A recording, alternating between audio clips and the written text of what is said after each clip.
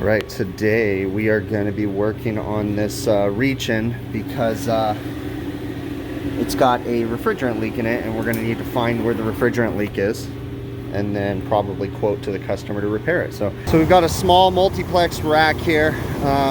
We're dealing with this one right here. So what I did is I opened up the doors down below to get the unit calling, and then I'm going to come up here and turn off the compressor, put my gauges on it, turn off the compressor, equalize out the gauges, and then go downstairs and try to find a refrigerant leak. Now, we had another service tech here recently, and he topped off the charge, so just to get him going. So now we're going to dig into it and figure out where the leak is. So this one has a Schrader port on it, but this one right here has a packing on the valve, and you want to loosen the packing before you actuate the actual valve. It just saves the life of the valve. So you can see we have 147 psi on the high side. It's not 410A, but that really doesn't matter right now. It's 404. And we have 66 on the low side. Now the compressor's not running, so what I'm actually going to do is equalize out the gauges, open them up so that way we have equal pressures. That way it's easier to find a refrigerant leak, okay? Make sure everything's nice and tight. Probably should go ahead. Yeah, we're good. All right, so we're there. Now we're going to go ahead and go downstairs and do a leak check and try to pinpoint this bad boy. All right, today we are using FIELDPIECE's new leak detector. It's the DR82 infrared. And check it out, it has a lighted tip, so it lights up if it finds a refrigerant leak. So let's dig in. Ooh, there we go. I dig that tip. Leak detector. Oh yeah. For sure. I like it because if you can't hear it, you can see it flashing on you. So we're going to get some soap bubbles back in that guy right now. All right, we're going to continue on to this side, see if there's anything going on over here. Doesn't look like it. Looks like this coil's probably okay, even though it doesn't look the greatest. Check over here. Yeah, we're doing good. All right, some soap bubbles on this guy. Using some big blue, and it looks like we've already got it right there.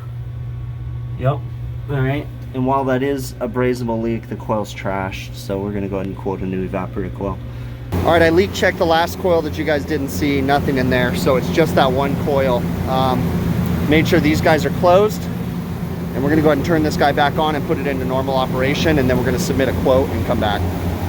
All right, we are back today. The customer approved the repair. We're gonna change an evaporator coil. We're gonna start by pumping this guy down. So come over here to the receiver, and we're gonna front seat the king valve, and then we're going to get changing the coil out. This valve right here has a packing, so you wanna make sure you loosen that packing before you actuate the valve itself. So it doesn't take much, just a little. Loosen right there. And then now we can go ahead and completely front seat this. Now I've got my high side gauges on the other side, so the refrigerant is basically going to stop at this valve. I get a true high pressure reading at the compressor, and yeah, we're going to wait for it to pump down, then we'll change the coil and then change the dryer. Now the refrigerant is stopping at that valve right there that I front seated, right? And it's not allowing it to go through the rest of the liquid line, but my compressor keeps pumping until the suction pressure gets low enough that it shuts off. And it kind of look up, yeah, it's kind of looking like it's getting a little bit low. See how it's going to short cycle? See, it's turning on and off because the pressure control's a little out of adjustment. We'll make sure we adjust that.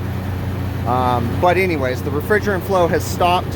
It's pumped down into the receiver and the condenser, and we are safe to open up the low side now, let atmosphere into the system, and then we can do our repairs downstairs. So we take off the low side hose so that way we can relieve the pressure, because there is going to be refrigerant pressure that would build up in the system when I'm trying to braze downstairs, and we don't want that. So we open the low side to atmosphere, and then we can do our repairs, and then that way when we're brazing and stuff like that, the pressure buildup that potentially could happen because of oil or whatever in the system would have a place to escape and wouldn't you know, compromise my braze joint. So all right, so what I do is I come in here, and once I get it done, I just cut these guys, cut this guy, cut the power head, undo the screws, pull the whole coil out, and then we'll worry about, you know, figuring out how we're going to put it in a minute.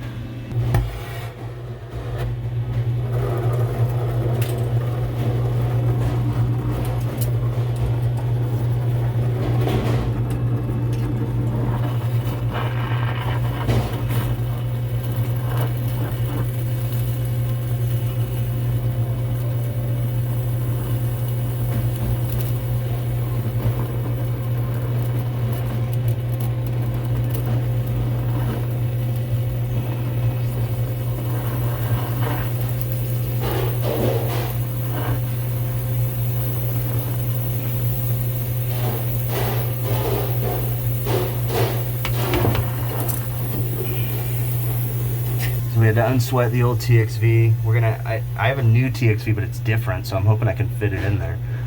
I didn't know it was this style. I thought it was just a standard TXV, but we'll make it work. Trust me, from experience, you want to cut these brackets because they're really big and they get in the way and impede the unit from draining. So I always cut them before I put the coil in there.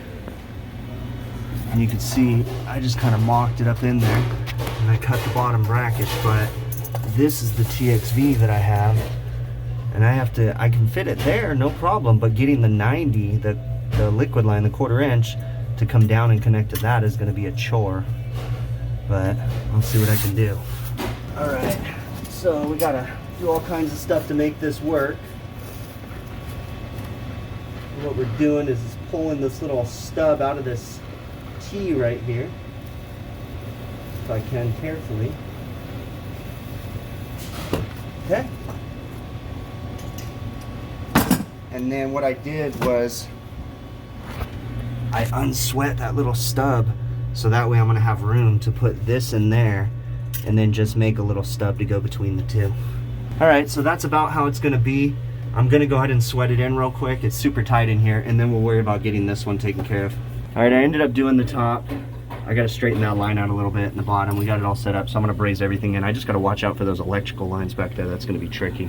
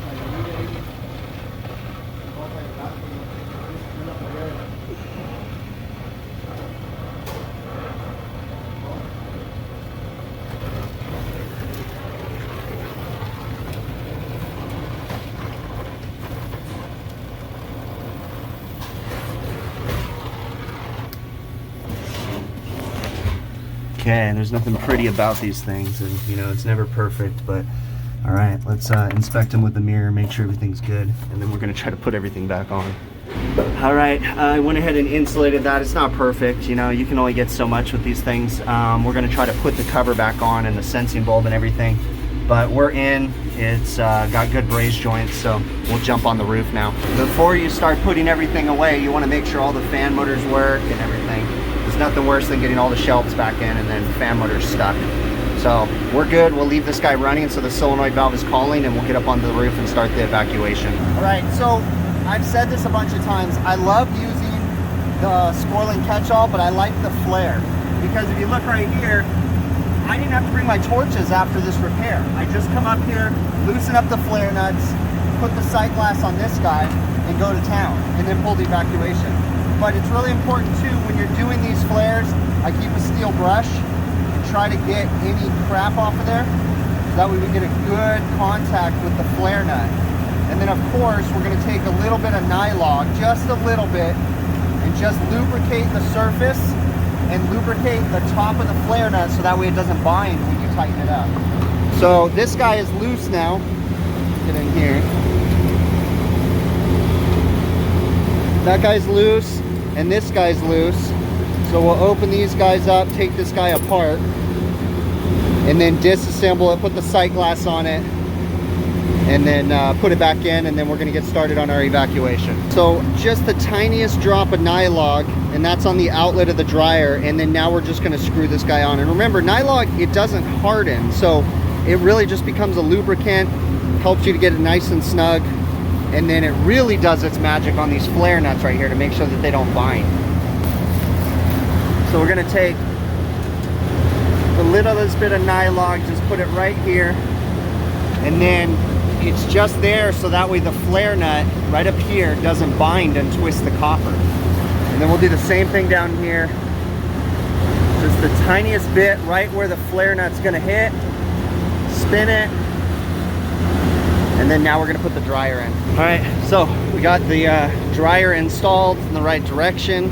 Now we're ready to get over there and pull our evacuation. Let me explain this. This is not an ideal way to do an evacuation because I am going to be pulling through my manifold gauge set, okay? Now, I realize that the best way to pull an evacuation is to use large diameter hoses and not to pull through a manifold. But there's times when pulling through a manifold is necessary and or, you know, it's just easier. And let me explain. I am only pulling down on the low side, okay? The system is in a pump down mode, meaning that there's refrigerant in the receiver. You are never gonna obtain a perfect vacuum, especially on an older system, because the receiver valves, inside the compressor, there's always potential for very small leaks by scroll plates, by, not scroll plates, but by the inside of the compressor and by the valves at the receiver, okay? So in this situation, is one of those things where I'm going to say it's going to be okay to go ahead and pull through my manifold, but you just have to understand that the micron reading on the manifold is not necessarily the true micron reading of the system. There's ways that you can watch the decay and stuff, okay? Today, I'm going to be using FIELDPIECE's new VPX7. This is their new 10-stage dual, 10 CFM vacuum pump, okay? I've been using this for a while, and I finally got the all clear to go ahead and talk about it, okay? They redesigned the pump. It's actually 6 pounds lighter than the VP85, which is the previous pump. So that's pretty cool. We have a gas ballast over here, as usual. One of the things they did add is a removable cord, okay? So you can actually pop this guy off if you needed to for storage reasons, okay? Put that guy back in, and it snaps into place. And then of course you've got your tree right here with 3/8, 3/8, ½ inch, 1/4 inch. You have your oil port right here. And of course you have the on-the-fly oil changes where you can just simply flip the valve, drain the oil, which we'll do that here in a few minutes. And you have your exhaust port right here, of which has a connection. If you needed to, you could put on a hose and run this outside of the building. I personally have never had to do that, but in certain instances, like when I used to work at hospitals and stuff like that, maybe you were in a sensitive room and you didn't want those exhaust fumes, you know? So you could pipe that into another area. So that is pretty cool. This one does have a DC motor, and by making it lighter, they put a different motor inside of it. It has the slow ramp up like it's always had, so we'll turn it on, and it slowly builds up, and then boom, then turns on. And we're running at, you know, normal by now, so it just took a second. So what we're gonna do is I'm gonna actually continue to pull an evacuation on my manifold just to make sure my hoses are pretty tight. Another thing to understand too, when you're using a manifold, when you're using, well, I'm not pulling through the high side, I'm only pulling through the low side, but these hoses are not leak free. They're not meant for an evacuation. So again, you have to understand that when you're trying to pull a vacuum, because it's not gonna be perfect. So I'm currently gonna pull this guy down. I don't expect the evacuation to go extremely low on just my manifold set right now, but we'll just get it down. All right, and then we're gonna go ahead and open this guy up, but I'm gonna go ahead and open up the gas ballast, and you actually have a light to tell you now. So we're gonna go ahead and open this guy up, and we're pulling now through the system. I just opened it to here, and we're pulling with the gas ballast open, so that way we're saving the oil. And we're gonna wait till it gets down, and then we'll close the gas ballast once we get down into micron readings. All right, and while I'm waiting for the system to evacuate, since I have the receiver pumped down, I went ahead and heated up the receiver with my heat producing device, not to exceed the soft plug temperature or anything, and checked the liquid level, and our liquid level is good. It's actually a little bit high because we had another tech out here that probably put a little bit more, but the liquid level's right here. So essentially, because there's liquid refrigerant in here, if you heat it up very slowly with a low heat producing device, you can run your fingers up and you can actually feel where the temperature difference is. Where it starts to get warm or hot is where the vapor's at. So this one is right about here. So cool. So we're good on that. So we know we're not gonna have to add any refrigerant. So again, we're just waiting for the evacuation now. All right, this system has a head pressure control valve. And because it has a head pressure control valve, it's up in here, it requires extra refrigerant when that head pressure control valve starts to flood the condenser. And it does that in low ambient conditions. Right now, it's about, I don't know, 62 to 65 degrees outside. So more than likely when this system starts up, the head pressure control valve is actually gonna flood the condenser. And the reason why it does that is to help to maintain a pressure differential across the expansion valve, okay? With that being said, you have to make sure that your system is charged properly. Now, this system has a sight glass, and a sight glass is a good indicator of a full column of liquid going to the expansion valve, but the sight glass won't tell you necessarily if you have the proper flooded charge. Now, if you came out on the coldest day of the year and checked the sight glass and you had a clear sight glass, then sure, you would know you had enough gas in there. But that's not very convenient to come out on the coldest day of the year to charge the system, right? And how do you know it's the coldest? So with that being said, a couple different ways. You can lean on the factory. The factory, actually, these people right here tell you that it's 9 pounds of gas. This is a COIL rack. But the easiest way to do it is put the maximum amount of refrigerant in there, okay? Now, you could also calculate the flooded charge using Sporland's method 90-30-1. And that's actually how the factory came up with the 9-pound charge, okay? But when you're in the field and you're topping off the charge, it can be kind of tricky. So that's where marking it after you've added refrigerant and put the proper charge in definitely helps, okay? So in this situation, my receiver's pumped down right now, and I heated up the receiver with a heat producing device that doesn't exceed the soft plug temperature, because that is a safety blowout right there, okay? And what I do is I run my fingers up the receiver, and the moment that the receiver gets hot indicates that that's where the vapor is, and that's the separation between the liquid and the vapor. So this particular one right now is right at the factory charge level, because I did have another service tech here charging the system, and then I came out and found the leaks and all that stuff, okay? So we know that we have the right amount of refrigerant for the system to flood when it gets cooler outside.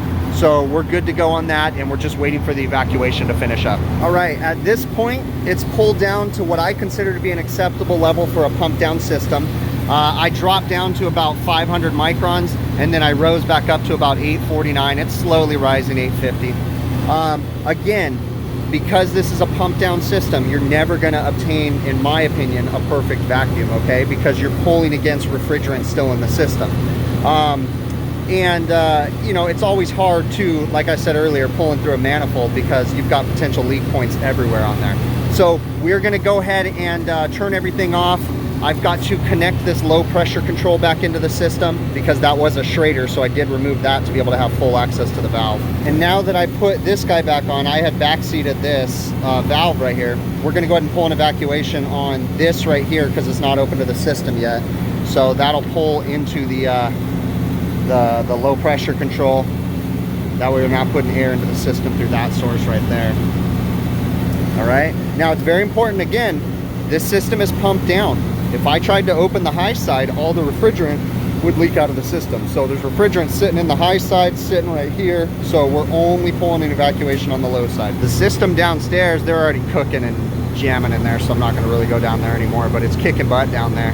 Had someone do a leak check real quick down there. We're looking good. We're gonna go ahead and do a leak check up here at the dryer. So I'm gonna go get the leak detector. But yeah, it's kicking butt. All right, so we're gonna jump in here. I just have it on high, which is where FieldPiece recommends that you use it. It's super light and compact too. Super nice, feels well in your hand. We're just checking my my flare nuts to make sure that nothing funky's going on there.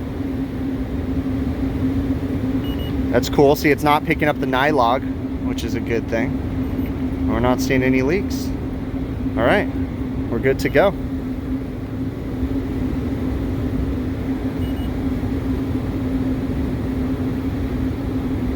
Nice, nothing. And then I'll come over here and I'll show you guys, just for reference, how this thing reacts when it does see a leak. Ever so slightly cracked that. And there you go. You can see that it's picking it up right there. And then you get a readout on here. Now it's not a parts per million readout, but it's just a numerical readout. But I like that. I really like that because that's one of my issues. I am kind of hard of hearing. And you know, it's difficult with these things. This thing has a USB charging port on it, USB-C, so it uses the same charger as most phones, which is cool. And yeah, nice little leak detector here. I turned the rack back on, so I'm going to take this opportunity while once everything starts running, I'll check all the other sight glasses, but I think we're good. We're going to go ahead and take our gauges off of this guy. The box is actually almost already down to temperature down there. Yeah, we're looking good, running a clear sight glass, so I'm a happy camper. Not too difficult, right?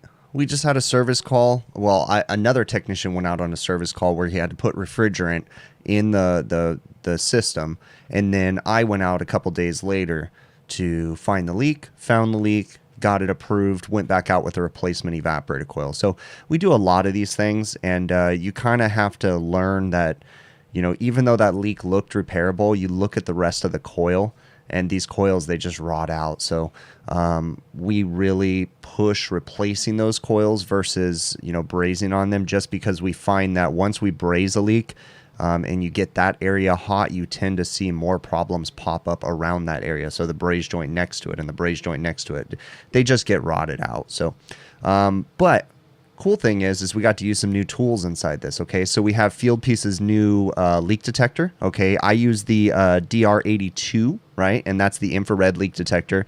They're also releasing another leak detector, and I've got it written down. It's the DR58, and that one's the heated diode leak detector. So you have your choice between the two.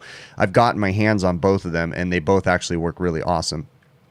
Super easy to use. One of my favorite things about the leak detectors is they're very intuitive, right? And when I talk about tools, I love to figure out how intuitive they are. I'm a big fan of just picking up a tool and trying to figure out how to use it.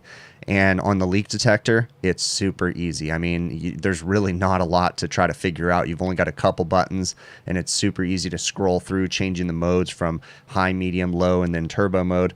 Super simple. And then that heat, or that tip on how it lights up, I love that feature, because again, when you're hard of hearing or you're working in a room that's loud or something like that, it's great to have that display and the lighted tip when you come across a leak. Okay, also we got to use their new vacuum pump. They're actually coming out with 3 new vacuum pumps too. They're coming out with a 6 CFM, an 8 CFM, and then a 10 CFM. Now I have the 10 CFM, so that's the VPX7. Okay, that one's awesome. And the cool thing again about the 10 CFM one is that it's lighter than their existing pump, the VP85 right now.